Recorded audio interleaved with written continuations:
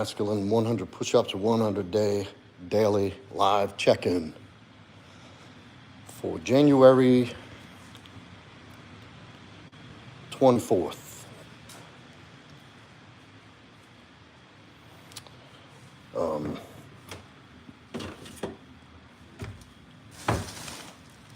This is going to be a short one tonight. We ain't going to be in here too long. Got early morning. An early morning.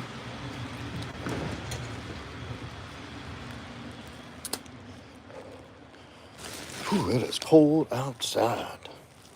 Everybody coming in, make sure you hit that like coming in. Get them likes up from the get-go.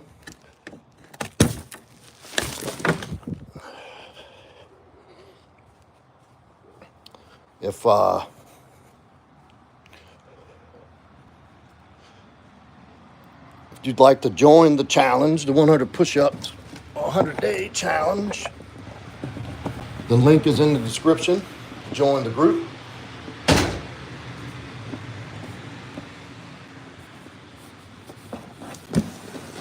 Which I really think you should. I think anybody coming in here should take advantage of that. It's free. Just a good community to support and hold you accountable for the 100 days. It's not just about doing 100 push-ups. There's a lot more to it than that.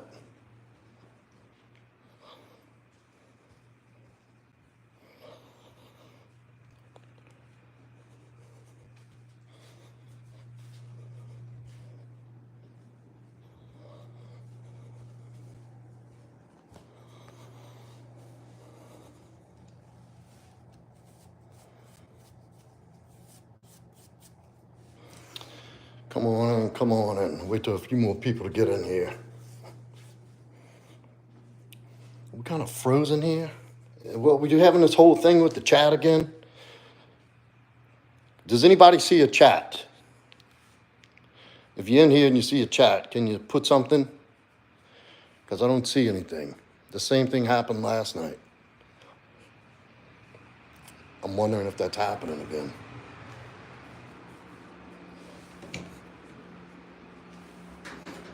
Oh, there we go. All right. Eric, what's up?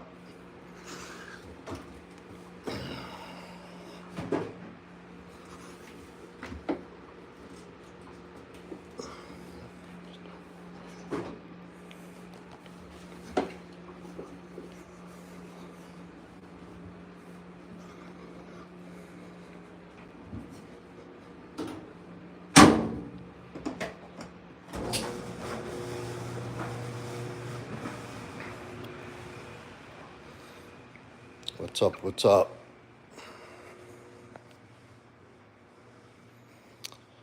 Kennedy, it's 11:04 p.m.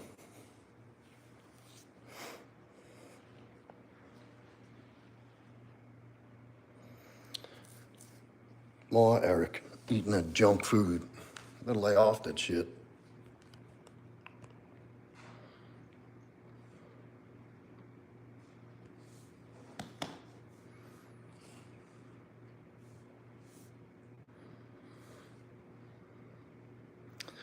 That's it. If you're coming in or if you're sitting, smash that like. Get them likes up. Let's let the chat fill up a little bit. Let a few more people get in here. I'm not going to be on long tonight. About 30, 40 minutes. All right, Kennedy. Ask you to get the fuck.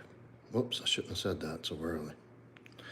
You're coming in asking silly questions. What am I doing? What does it look like I'm doing? Hey, Roman. Stop.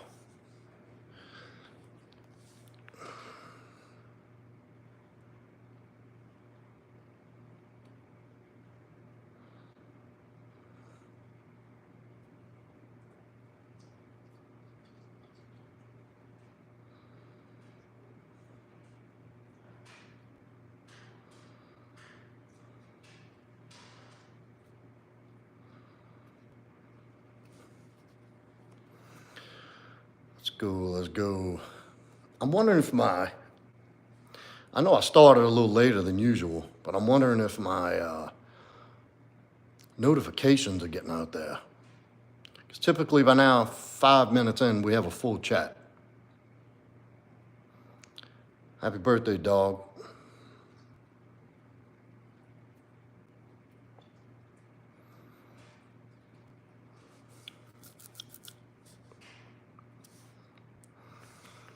You know what? I'll just start my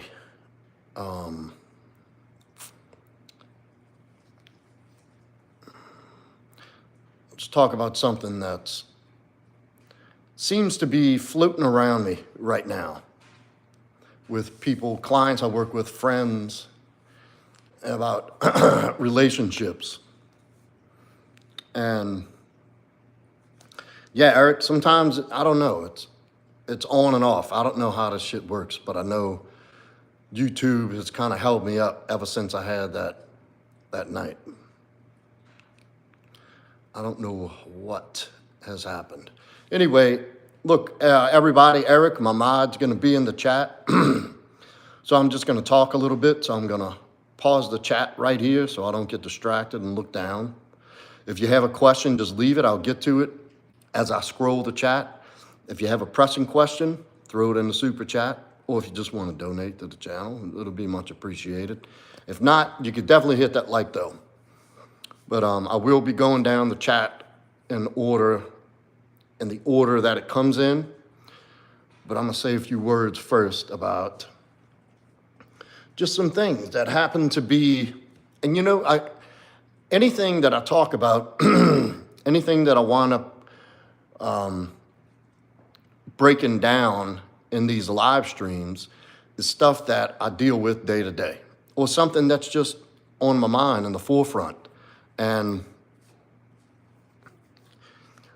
you know, today it's going to be about what, you know, building anything, building a relationship, building a business, building a friendship, building a social circle, building my brand on YouTube. Not only does it take time, it takes patience, it takes understanding, and it takes willingness and consistency and commitment. And there's nothing that's going to go that grows and that really flourishes and comes together that doesn't need to be cultivated.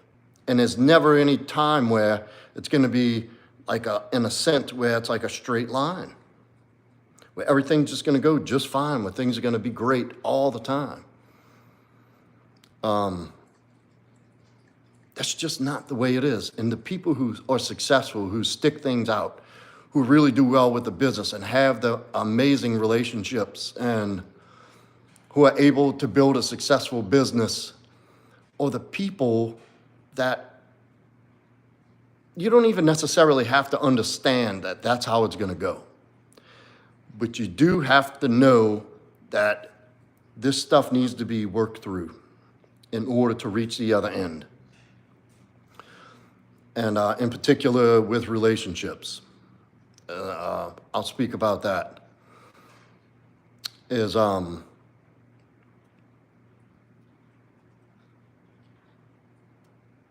that the best, the happiest, most healthy relationships experience turmoil. Things happen. Things come up. You're dealing with two people, two different people, two personalities, two different life experiences. Both have had positives and negatives. In most people's most negative experiences that they have to deal with the most appear and reappear in relationships. Rarely are you friends with somebody and do you hang on to something that's imprinted you in a negative way emotionally in a friendship to where you have to really work through something. Or in like business, you know you're gonna hit some obstacles now and then, but it doesn't bring out a defensive side in you. That business obstacle usually brings out either I'm going to fight and get through, or I'm going to give up. And relationships present a whole nother set of challenges when things from the past that have been a negative experience in the past comes up and shows itself in another way in a relationship. And it's the same thing. You have the option of fighting through it or quitting.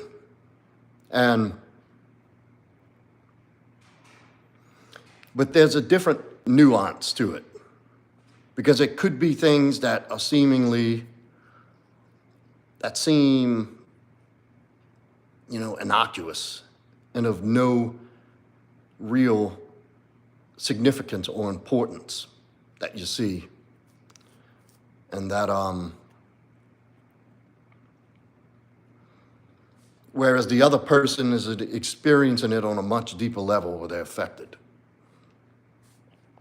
And here's part of, this is a part I don't hear talked about a lot, and what makes a successful relationship is the ability to listen.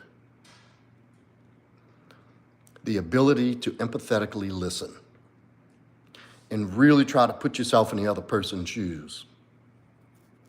Because like I said, something that I may be going through may seem insignificant and minor to my girl, and vice versa.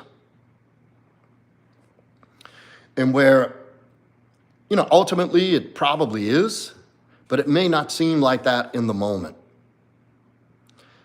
And obviously, there are things that in relationships, there are some things that just can't be mended, that can't be repaired. But in large part, I think it determines on how invested both people are and what's the ultimate outcome that they want to achieve. That's to the degree of things being mended and moving forward in a better place than you were before the said disagreement, interaction, whatever the case may be.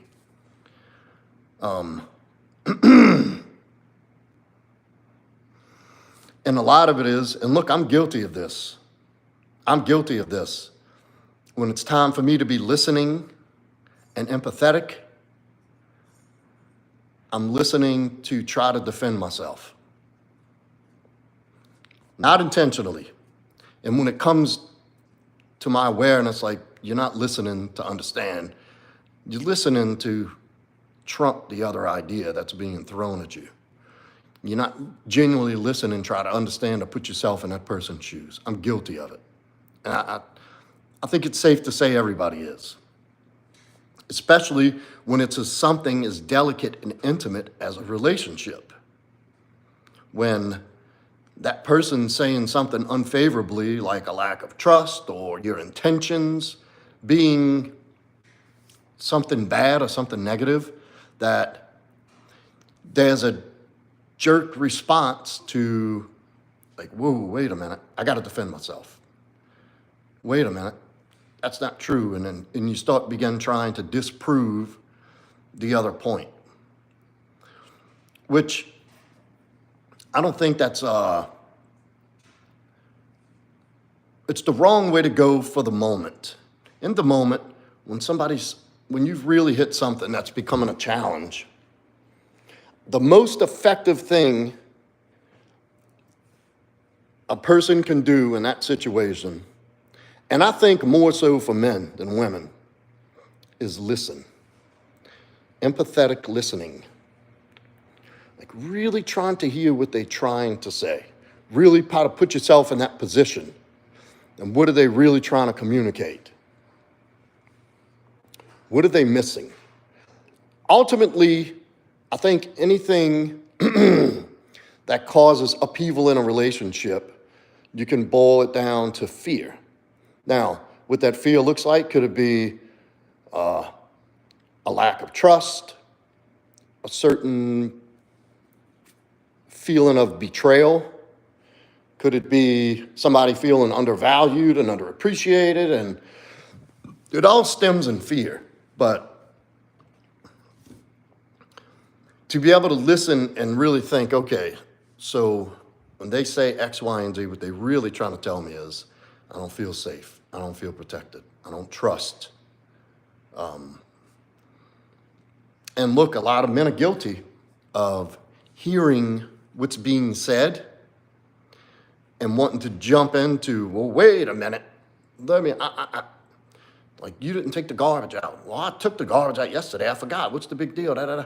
And underneath, it has nothing to do with the garbage. It's what's going on inside emotionally.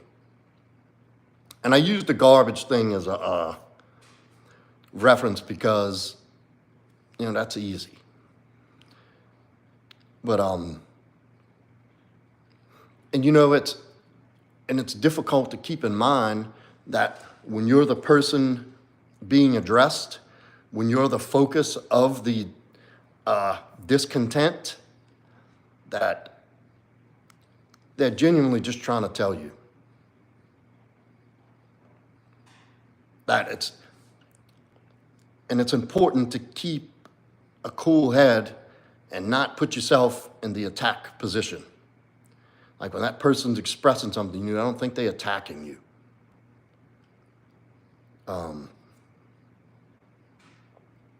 And sometimes that's difficult. Like I said, especially when you're the topic of the discontent. When it's something you've been accused of or something that's been perceived as one thing as how you are and what your intentions and what your motives are, and it isn't. You know, the first instinct is to clear that up. Like, whoa, let me just go ahead and deny that because it's not the case. Or let me disprove. And so what a lot of people overlook is the listening part. How important and valuable it is in conflict resolution to listen empathetically. And I don't mean just sit there and listen, Like really listen as they're speaking, as you're picking up their tone and their body language and their facial expressions. Really try to put yourself in the position of what are they feeling? What are they saying? What are they feeling as they're saying this? Like what's really going on here? What is trying to be communicated? Because not everybody's going to be able to come straight to a, hey, this is what happened and this is what it caused. It takes some expression. And this is mostly for you fellas.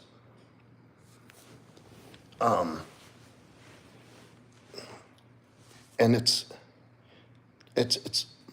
I've yet to be in a situation where empathetic listening is probably not the most crucial point of the whole interaction to working towards conflict resolution, to solving a problem. And it can be challenging. So what I recommend and what I tell people and what I know works is don't invest emotionally into what they're saying. Don't invest yourself in that. Sit and talk as if they're talking about someone else and you're trying to hear what they're trying to say about that person. You're trying to understand what it is they're saying about that person and how it affected them. Look, I know the first instinct is to want to jump on the defense. Hands up, blocking everything, firing back. Nope, that's not it. That's not true. And it very well may not be true. This person very well may be off on what they're saying. But there's a time and a place for getting clarity. And part of that clarity, the path to the clarity begins with listening. Even if it offers the other person a chance to let themselves speak, let them get it off their chest, let them bring it out in the open, Let it hit some air and see how it sounds coming across their own ears. Let them see you respond in an understanding, empathetic way. That in itself is enough to begin the process of resolving whatever the conflict may be.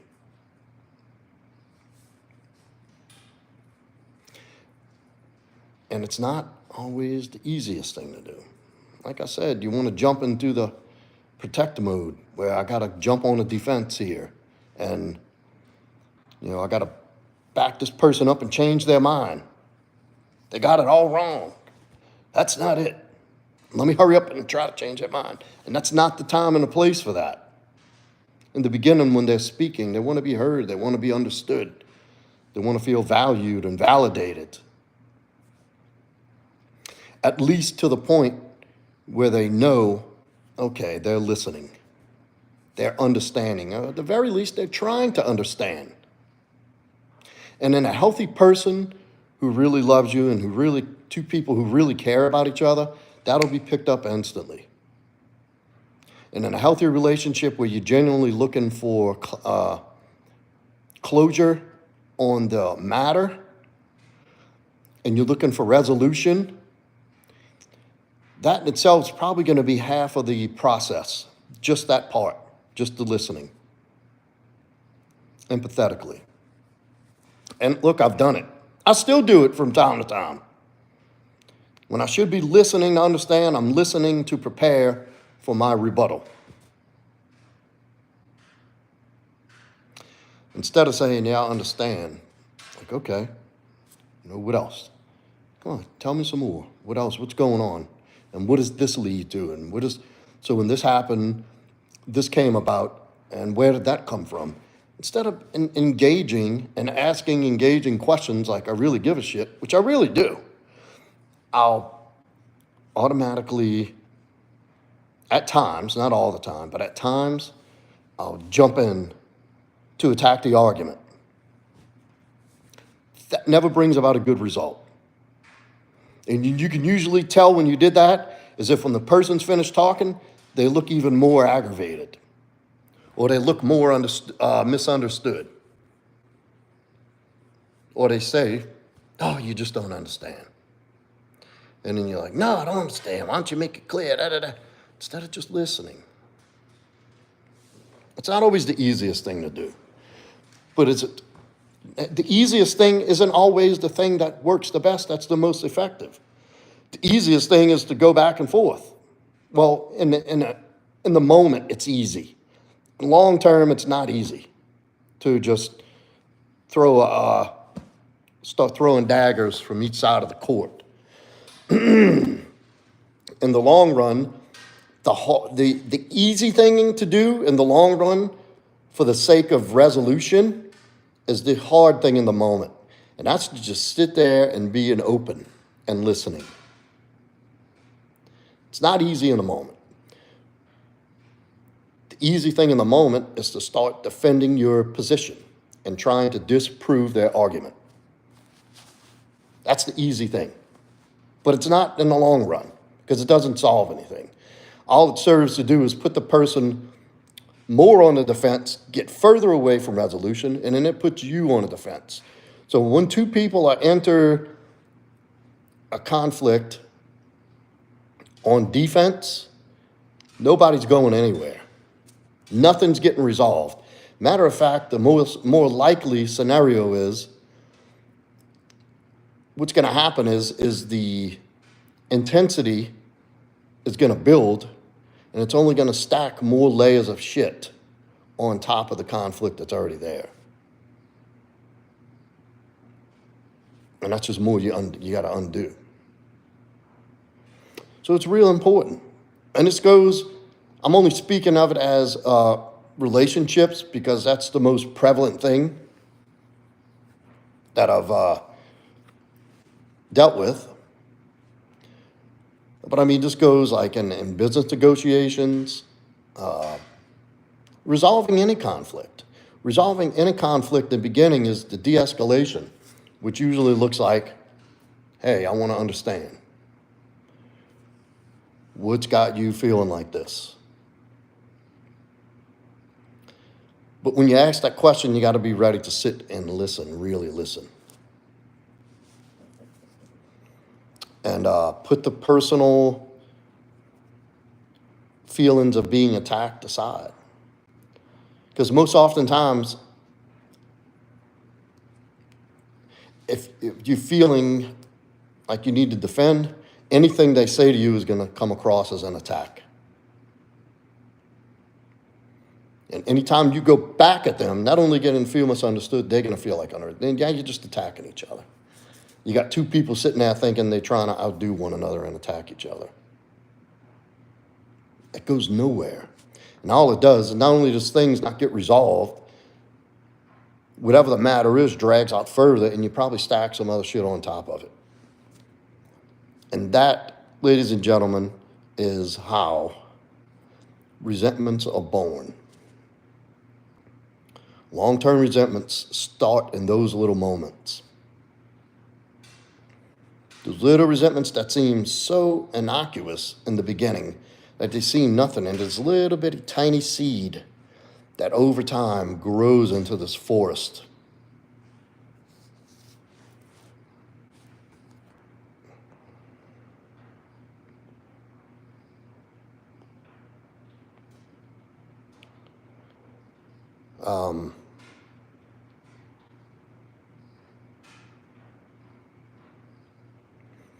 What's up, Rodra?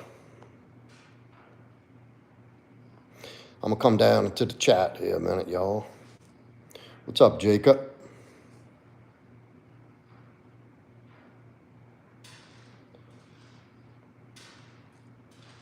No, I do not chew tobacco. What's up, Tripathi?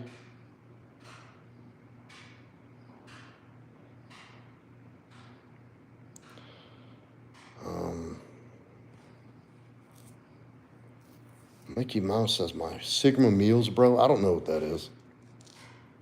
But y'all understand what I'm getting at? I know some of y'all came in here in the middle of that, but I hope y'all will stay long enough to kind of see what's going on.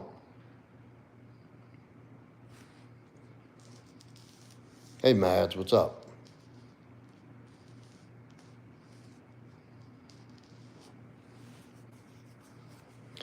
Eric said he's got a cutout.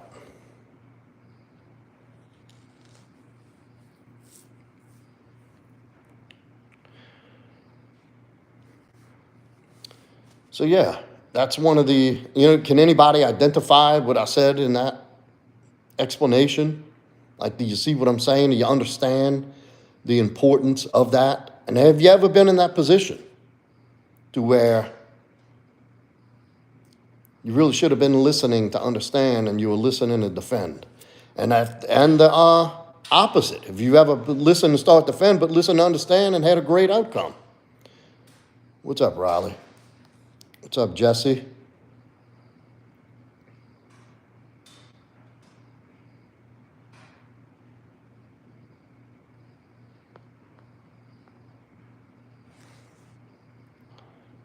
Yeah, that's crazy. I don't see too many people in here tonight.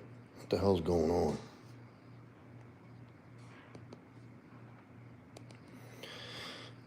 That's about it, y'all. I already did push-ups. I didn't do my push-ups here. I did them while I was training my clients and at the gym. The first year of marriage, what, baby blue?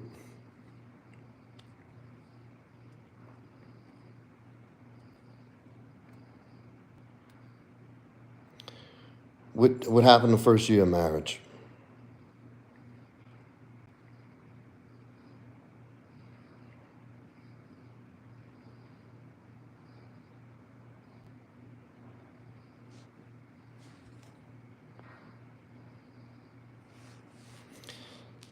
Matt says, if I'm being honest, I've had a pretty bad day. I've grown to really hate myself. I've been getting heavily bullied. Damn, Matt, I'm sorry to hear that. Look, we all have bad days, sweetie. It's just a day. The good thing about a bad day is tomorrow you wake up to a brand new day. It's not permanent. What happened, sweetie? What's up, DT? Long time no see, brother. Everybody, DT, the OG mod from way back.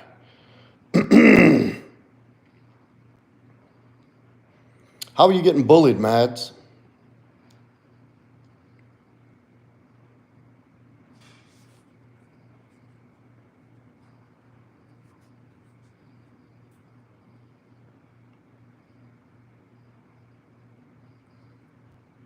I don't know, is this thing uploading slow? So, like, if he did something to hurt my feelings, I said something about he would get defensive, or vice versa. I was in an abusive relationship before him, but responding before really listening. Yeah. And do you think, let me ask you this, Baby Blue, how important was it is that you didn't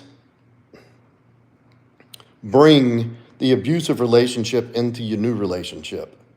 And how important was it to be heard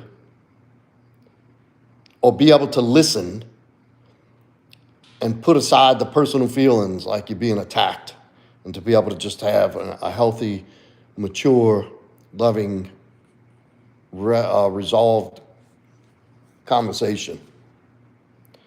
That's all right, DT. I know you're busy, brother. That happens. Well, I did, and that's made it kind of bad at first. Yes, that's my whole point. And I mean, you have, I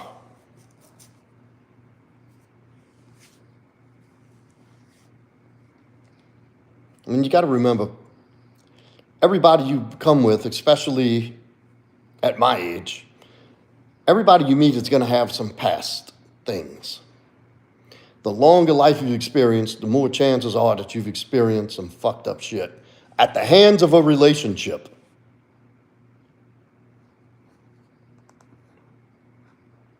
Thought he was going to treat me the same way, and I stayed on the defense. Yeah. That's why it's so important to do the work, y'all. So important.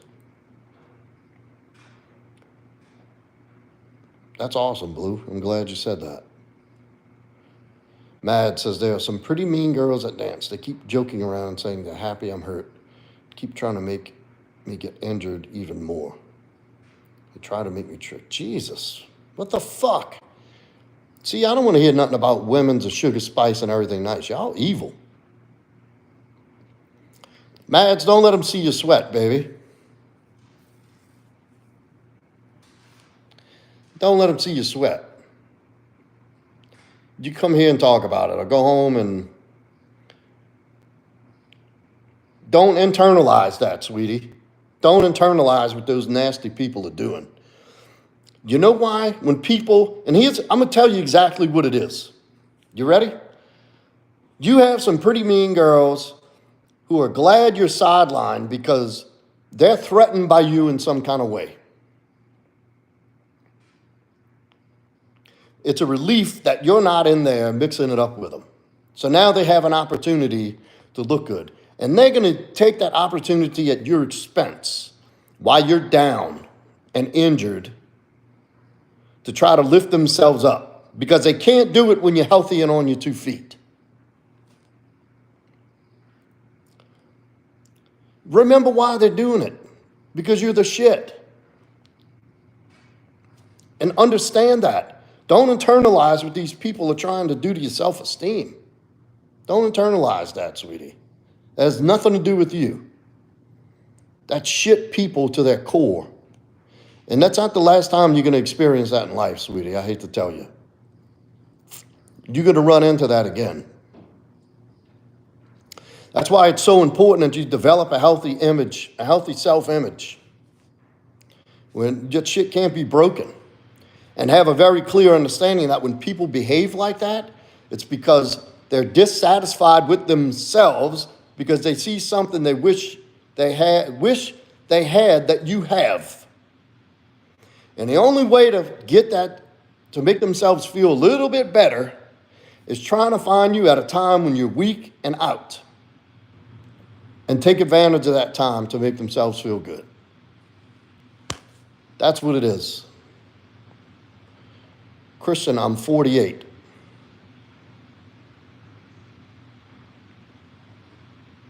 How old are you?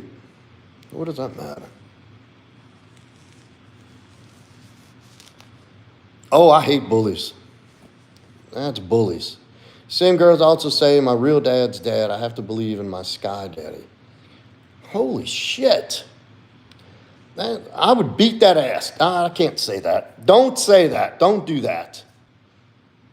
What kind of people are you surrounded with, sweetie? That's some trash ass people. Trash, garbage human beings. I don't know where I'm from. There ain't gonna be none of that talk. Sky daddy, what? Get the fuck out of here. Baby Blue said, after really telling him how I felt in the relationship I was in before, then I was more like he became more protective and I surrendered to that.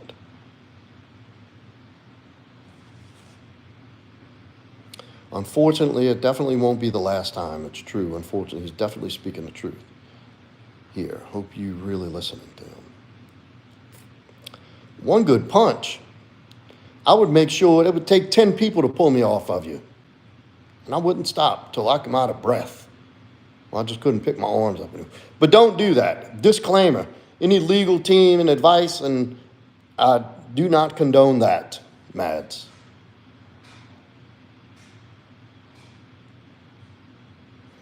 Well, Mads, stay put. There's one thing you can do is outlast these bullies. Bullies are weak people. That's why they're bullies, because they're weak. That's why I'm going to wait till you, after you have surgery, to start chipping away at you, because they're weak people. Once you show a bully that you're way stronger than them, that they can't affect you, they leave you alone. I don't know. I used to deal with bullies a certain way. I don't know if you can do that anymore.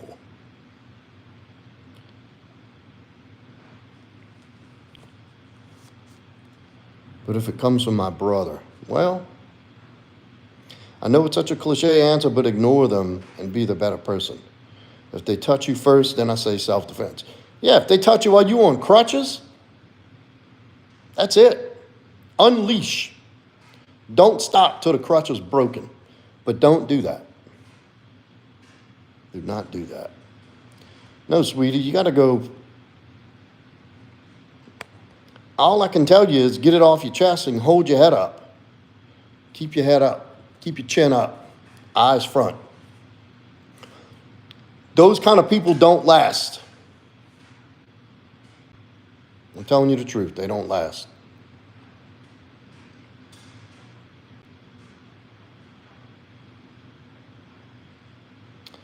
You're welcome, sweetie. Just keep plugging away. Don't look up. Don't let these people see you bother and sweat. Keep working hard. Go work your knee out in physical therapy. Get back on your feet. Bigger, faster, stronger. Come back as Mads 2.0. And put these people to shame. Make them look so bad that they want to quit dance, that they can't even stand to be there because they're humiliated. Good night, sweetie.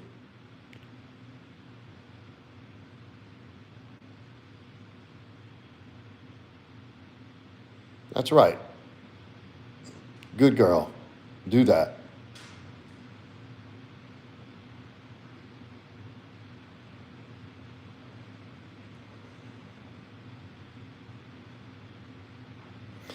Well, guys, that's it.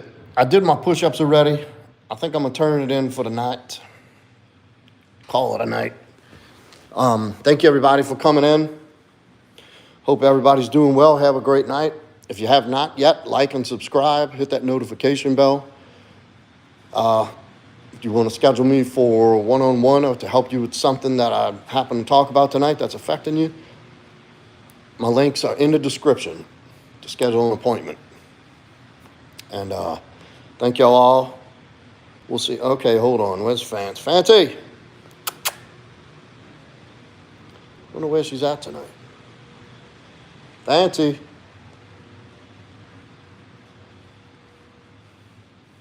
Huh. I don't know where she's at. Oh, there she is. There she is.